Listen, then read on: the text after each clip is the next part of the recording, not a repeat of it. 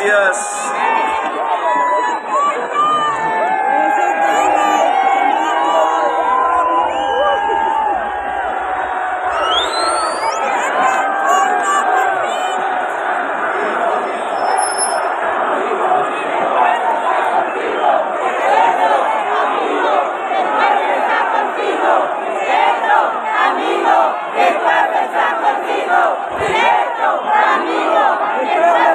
Agradezco al pueblo trabajador su asistencia a este lugar que queremos consolidar como un punto de comunicación sincera entre el gobierno y el pueblo colombiano. Durante muchas marchas del 1 de mayo he estado allí con las pancartas, caminando, gritando a veces, una y otra vez. A veces me parecía que era un rito, un acto por cumplir, pero que había perdido en cierta forma la esencia misma de lo que significa el pueblo trabajador, sus luchas y lo que significa el que el pueblo trabajador esté al lado de las grandes transformaciones de Colombia. Este acto lo saqué de un ejemplo que nos dio el expresidente Alfonso López Pumarejo, al cual le decían compañero presidente, que siendo miembro de una de las élites más ricas del país, decidió una transformación social de las más profundas que se han intentado en Colombia, a nombre de su gobierno y del Partido Liberal de aquel entonces. Era un partido profundamente progresista y que quería desarrollar unas tareas democráticas que la República desde su fundación no había podido, no había querido desarrollar. La reforma agraria, una de ellas, la aparición del sindicalismo como una fuerza organizada de los trabajadores, otra de ellas, la posibilidad de un pacto democrático que modernizara el país allá en el año 36. Alfonso López Pumarejo salía a estos balcones, no exactamente aquí, a hablar con el pueblo en los 1 de mayo y a trazar esa alianza entre un gobierno y la clase obrera como base de un cambio y una transformación de la misma y de toda la sociedad colombiana. Ese es un ejemplo que quedó en la historia. Lo hundieron en medio de la violencia. Hasta el mismo Alfonso López Pumarejo le intentaron dar un golpe de Estado en su segundo gobierno. Paralizaron sus reformas a partir de la muerte. Las masacres empezaron a sucederse. El terror sobre el pueblo campesino fue creciendo hasta que asesinaron a una de las personas que quería desarrollar eso que se llamó la Revolución en Marcha, Jorge Eliezer Gaitán. Y desde ahí apareció esta violencia que no termina, que ha matado a más de 1 millón de colombianos y colombianas, que ha sembrado las tierras no de surcos para cultivar alimentos, sino de tumbas, de fosas, que ha desplazado al pueblo campesino para agrandar estas ciudades sin que haya trabajo, condenado a la miseria de no poder cultivar, de sus hijos de no tener oportunidades, muchas veces de sus hijas que tienen que ser llevadas a los mercados de la prostitución. Un desastre social ha ocurrido en Colombia que quieren ocultar, mostrándonos como si fuéramos una de las mejores sociedades del mundo. Por allí aparecen quienes dicen que tenemos uno de los mejores sistemas de salud del mundo. Por allí dicen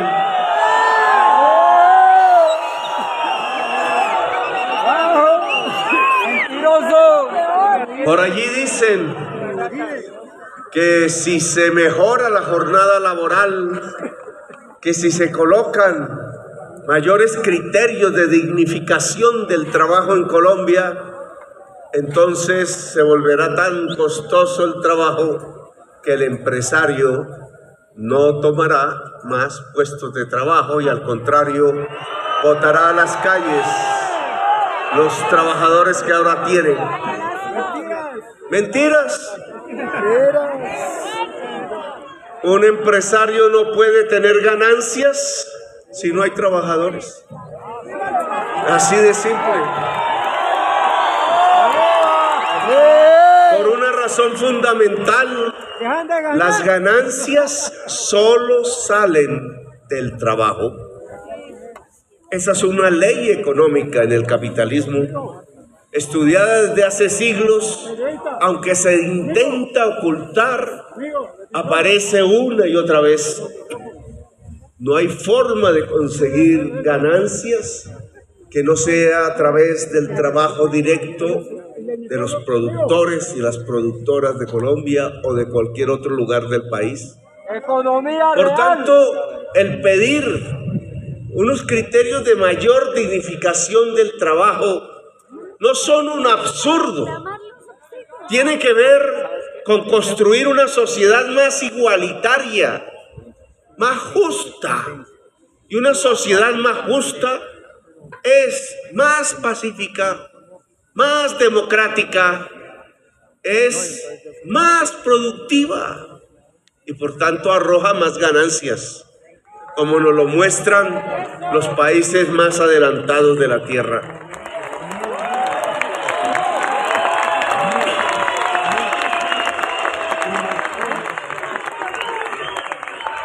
Lo que estamos entonces es viviendo más o menos una misma situación, una situación similar a la que vivía Alfonso López Pumarejo y su revolución en marcha. Si miráramos atrás diríamos que si ese gobierno liberal hubiera podido hacer las reformas y hubiera continuado ese proceso con algún sucesor, se llamase Gabriel Turbay o se llamase Jorge Eliezer Gaitán, Colombia no tendría la violencia que tiene hoy. Colombia no tendría el raquitismo democrático que tiene hoy. Colombia no tendría los niveles de injusticia que tienen hoy. Decía en la posesión de los ministros hace unos minutos que un filósofo por allí, de apellido Hegel, decía que la libertad y la necesidad están ligadas entrañablemente. Son dos conceptos paralelos, entrelazados. La libertad no es, como nos lo quieren mostrar ahora, el mundo en donde una poca gente que tiene con qué pueden comprar lo que quieran y unos empresarios, también muy pocos, que pueden producir lo que quieran y de la manera que quieran. Nos han reducido el concepto de libertad a ese criterio que solo puede expresar el que puede comprar o el que puede vender. La mayoría de la población no es ni lo uno ni lo otro, está excluida. Pareciera entonces que no tiene libertad. Pero si vamos al concepto, la libertad básicamente consiste en superar las necesidades fundamentales del ser humano. Que una persona es más libre entre más satisfaga sus necesidades fundamentales. Si tenemos una sociedad donde la mayoría del pueblo, por la injusticia social, por el desequilibrio entre la sociedad, la mayoría no puede suplir, satisfacer sus necesidades básicas, entonces tenemos una sociedad que no es libre. porque la libertad consiste en superar esas necesidades. Si una mamá por allí en un barrio popular, después de vender líchigo en la esquina, no le alcanza el dinero para comprarle la leche a los hijos, esa necesidad no permite que esa familia sea libre. Si un joven por allí, queriendo aprovechar la fase en la juventud, en la vida, en donde se pueden construir las posibilidades de la existencia, no puede entrar a una universidad porque vale mucho o porque se estudia de día y él tiene que trabajar en el día para poder comer, pues esa juventud no tiene libertad. La posibilidad de hacer música, la posibilidad de crear, de inventar, de dar espacio libre al espíritu, no es posible si se tiene lleno, no es posible si no se tiene lleno el estómago, si hay carencia, si hay la preocupación permanente por el de qué voy a vivir en el día de mañana si no está asegurada la comida. Pues nuestra sociedad colombiana no tiene libertad. Lo que escribieron en el escudo no es una verdad.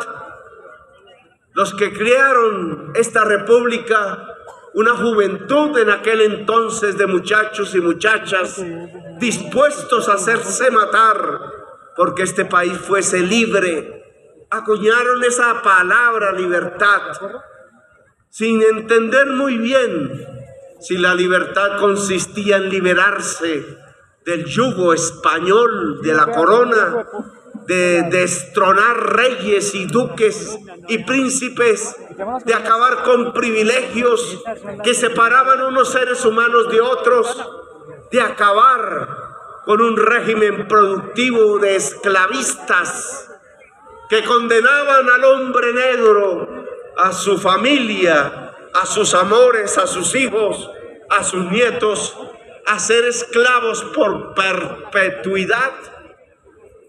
Entendieron que la libertad tenía que superar todas esas barreras y que esas barreras solo se podían superar transformando, cambiando leyes, cambiando un país. La palabra cambio no los asustaba.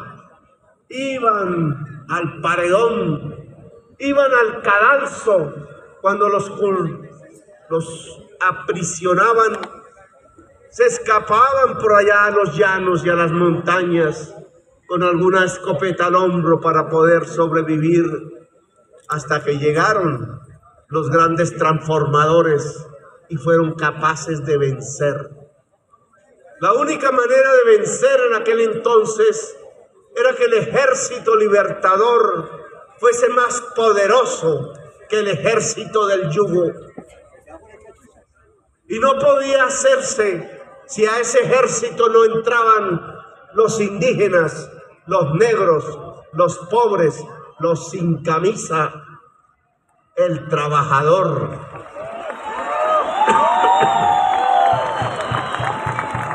Fue el genio de Bolívar.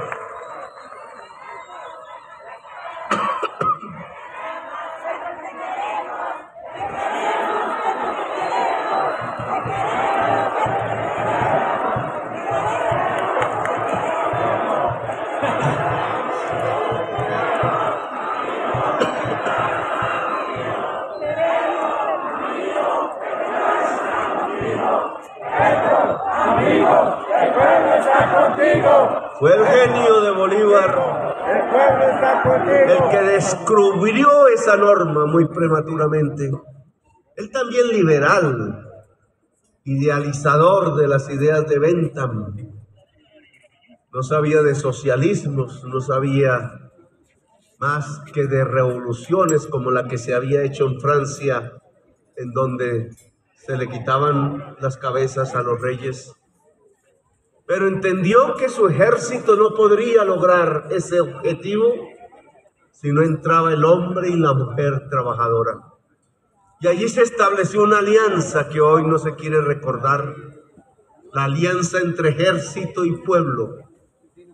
El pueblo desconfiaba de las élites criollas, bien educadas en Europa, bien comidas, bien alimentadas, que solo querían sacar a sus padres españoles para quedarse con los privilegios de ellos. El pueblo lo que quería era luchar por sus derechos. Los negros entraban con la promesa de ser libres y los campesinos entraban con la promesa de tener tierra y los indígenas entraban con la promesa de resguardar su cultura. Y así se hizo poderoso el ejército libertador y así ganó y así permaneció durante medio siglo en nuestra patria, siendo el principal eje organizado del pueblo armado. Por eso le tenían tanto pavor y odio las élites que no querían gobernar con el pueblo. Por eso echaron a Bolívar, que triste murió en Santa Marta. Por eso empezaron a destruir conquista tras conquista de la República. Por eso murió triste Bolívar. Y solo un indígena, que a la postre era un teniente del ejército libertador, José María Melo, se atrevió a luchar por las ideas de Bolívar después de muerto. Fue a luchar a Venezuela, fue a reconstruir la Gran Colombia. Vino aquí y se convirtió en general, un general indígena, el último oficial del ejército libertador. Y aquí en Bogotá, el pueblo obrero artesano de aquella época, temeroso de que trajeran importados los paños finos de Inglaterra, que los comerciantes poderosos querían traer para que no nos vistiéramos con los paños hechos en Colombia, se decidieron levantar en una insurrección. Las sociedades democráticas del pueblo trabajador hicieron barricadas, se tomaron la ciudad y eligieron como presidente a un indígena, al general José María Melo, que resistió aquí 8 meses de batallas, cuando el ejército de los conservadores vino a tomarse la ciudad para defender la esclavitud. Ese pasaje de la historia de Colombia es muy importante porque nos puede enseñar lo que estamos viviendo en este presente. A José María Melo lo derrotaron los ejércitos de los esclavistas del Cauca y de Antioquia. Entraron aquí, lo expulsaron, se fue al exilio, se fue a luchar en El Salvador, se fue a luchar en Nicaragua contra el pirata norteamericano que se quería apropiar de esas tierras. Se fue a pelear a México, a Chiapas. Allí se hizo héroe del pueblo indígena. Allí acompañó a Benito Juárez en las reformas que México adelantaba y allí cayó en una batalla, muerto por decreto del ejército conservador que quería acabar con las reformas. Allá está enterrado, allá tuvo sus hijos, allá los indígenas lo consideran un héroe, allá el pueblo mexicano de Chiapas no quiere que su cuerpo sea encontrado y que se devuelva a Colombia, porque ellos lo quieren como uno de sus grandes dirigentes, mientras el pueblo colombiano lo ha olvidado, porque aquí enseñan a olvidar al que lucha por el pueblo, al que lucha por la libertad, al que lucha por la democracia. Ojalá algún día podamos traer el cuerpo de José María Melo, el único presidente que no está enterrado en esta patria, al único que quieren olvidar porque era indígena y no era blanco, al único que quieren olvidar porque cometió la tropelía de reconocer que el ejército libertador no era más que un ejército popular, un ejército del pueblo, y que esa era su gran marca de victoria, y que a él lo habían constituido no solo en presidente, sino en el último oficial del Ejército Libertario de Colombia. Allí murió el Ejército Libertador, se evaporó. Ya no hubo una fuerza armada que defendiera al pueblo, no volvió a existir. A duras penas se decretó la libertad de esclavos Señor por José viceministro, un Hilario saludo. López. Pero esa libertad de esclavos que fue tramitada como una ley en el Congreso de la República iba bañada de una serie de tropelías, como por ejemplo el que el Congreso tenía que reconocer en la ley que el esclavo era propiedad privada del esclavista, y que para libertarlo entonces, que se consideraba como una expropiación, había que indemnizar a los dueños de los esclavos con dineros públicos. Así comenzó una era que creíamos era de libertad. Allí están las marcas de lo que está pasando hoy. Aquí se cree que una reforma social libertaria hay que detenerla porque implica extradición, porque implica expropiación, que hay que indemnizar porque se considera que los seres humanos son propiedad privada de otros. Tamaño despropósito quedó grabada en las mentes de las élites que desde entonces gobernaron a Colombia hasta el presente, hasta que el pueblo de nuevo triunfó. Así es. Unas élites que se han acostumbrado a la mentalidad del esclavista, Y a la que mentira. no ven en el otorgamiento de derechos universales, no ven la libertad. Al contrario, como si la mente se hubiese invertido, se hubiera puesto de cabeza. Creen que entre más derechos se le entrega al pueblo, menos libertad hay. Ya no creen sino en una libertad recortada que no es más. Y pasaron las décadas y vino la violencia, y a las mayorías las acobardaron, las silenciaron, a punta de matar la gente, a punta de aterrorizarla, a punta de enterrarla en la fosa común o desplazarla de su tierra. Y el pueblo colombiano se fue quedando en silencio, fue perdiendo las olas de la historia, mientras América Latina empezaba a gritar de nuevo libertad después de las dictaduras, después de la sangre, después del desaparecido. Colombia seguía en silencio, siguiendo el autoritarismo, la dictadura, siguiendo a aquellos que masacraban al pueblo. Hasta que despertamos, pareciera un triunfo Sin resentimiento. impuesto quizás por una moda.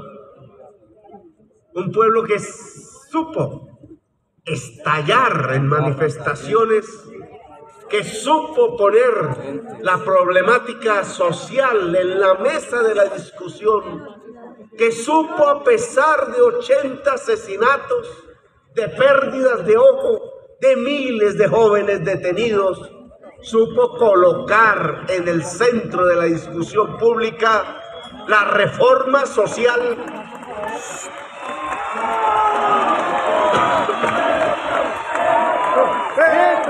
con mucha valentía. Esa juventud supo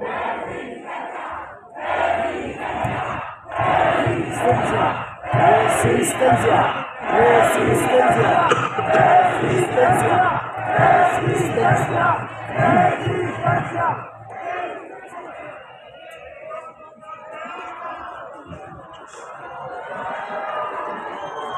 esa juventud pobre no era la de las universidades, no tenían ni siquiera el privilegio de estudiar.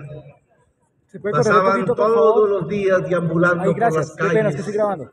tratando de Qué pena. rebuscarse en combos, a veces perdidos, a veces sin ubicar lo que podría ser un destino, una misión.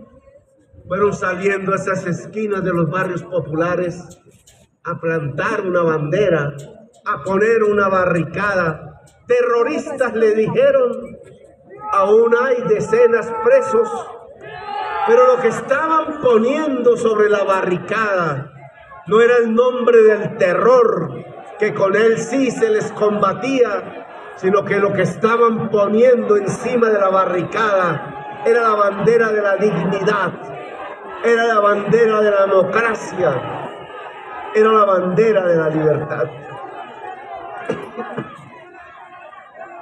Gracias a esa lucha, yo estoy aquí.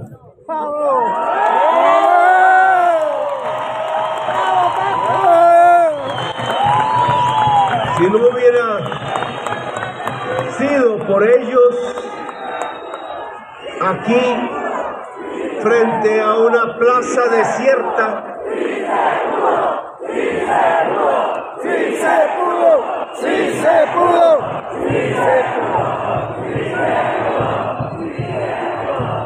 estaría uno más de los mismos. Quizás hubiera tenido que estallar de nuevo el pueblo. Quizás las luchas hoy serían mucho más intensas y terribles.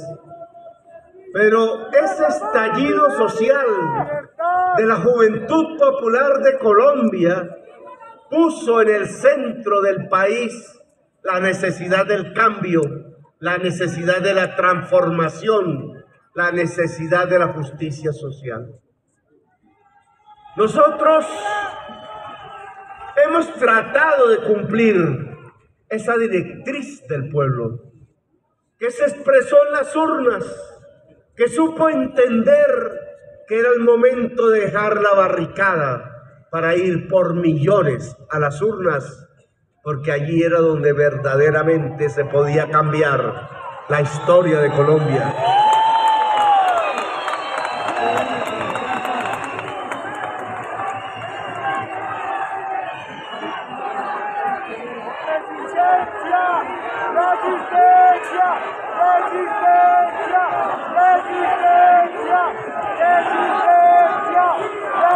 Y nos dejaron subir a este balcón. Quizás pensaron, Petro en la presidencia tiene tantos obstáculos internos entre el gobierno, externos, frente al Congreso, las Cortes, los principios de la independencia de las ramas, pueden acorralar a Petro en su intención de hacer reformas. Cuidado que hay un cablecito, tener cuidado. Entonces, ¿puedes plantar los pesitos, por favor? Pues hoy Planta los pesitos, eso. me parece que sin repetir la historia, porque la historia nunca se repite, estamos en un momento similar al del general Melo, al del presidente Bolívar, al del gran reformador Alfonso López Pumarejo, que vamos a vivir circunstancias y situaciones similares. Creían que Petro acorralado bajaría la idea de la gran transformación, bajaría la idea del cambio social, que simplemente se acomodaría para vivir tranquilo un hecho definitivo de su vida, el hecho de ser el primer presidente de izquierda de Colombia.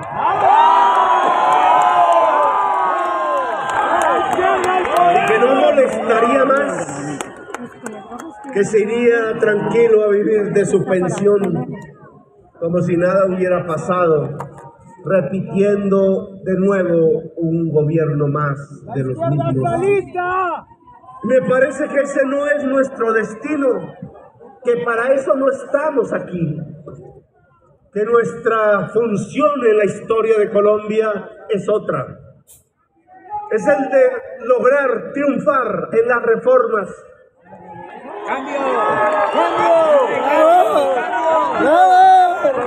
Antes se decía en muchos análisis sesudos de intelectuales si era la reforma o era la revolución. ¡La revolución! A mí me parece que van de la mano. ¡La revolución! Las reformas ¡La revolución! pueden llevar a una revolución. El intento de coartar las reformas pueden llevar a una revolución. Lo que se necesita de cualquier manera es que el pueblo esté movilizado, como lo estuvo con Bolívar, como lo estuvo con Melo, como lo estuvo con López, Pumarejo y Gaitán. ¡Así es! ¡Así es! ¡El campesinado! Miren eso.